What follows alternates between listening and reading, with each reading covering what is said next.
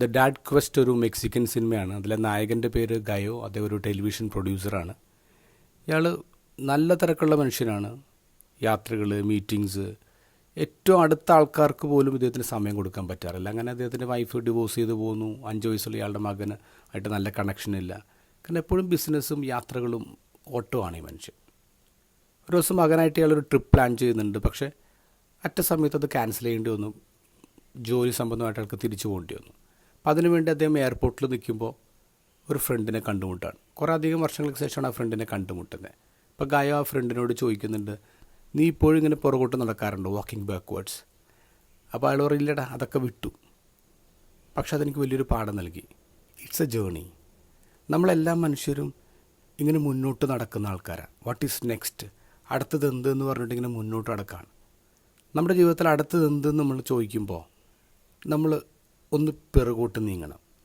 പിറകോട്ട് നടന്നിട്ട് നോക്കണം ഓൾറെഡി നമ്മുടെ കയ്യിൽ എന്തുണ്ട്. നമ്മുടെ കയ്യിൽ എന്തുണ്ടെന്ന് നമ്മൾ റിയലൈസ് ചെയ്ത് ചെയ്യുമ്പോൾ മനസ്സിലാവും നമ്മൾ എന്തിനു വേണ്ടിയാണ് ഏറ്റവും കൂടുതൽ ആഗ്രഹിക്കുന്നത്, അതെൻ്റെ കയ്യിൽ ഓൾറെഡി ഉണ്ട്.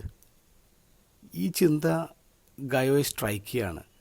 അയാൾ ഫ്ലൈറ്റ് ക്യാൻസൽ ചെയ്ത് തിരിച്ച് മകൻ്റെ അടുത്തോട്ട് പോവാണ്.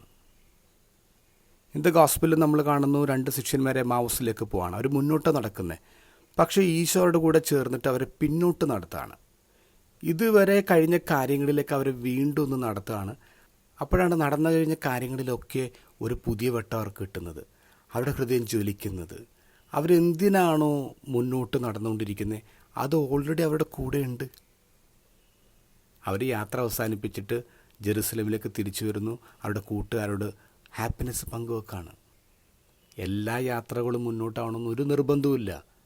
ചില യാത്രകൾ അത് പിന്നോട്ടാവണം. നമ്മൾ തേടി നടക്കുന്ന പലതും ഓൾറെഡി നമ്മുടെ കയ്യിലുണ്ടെന്നേ.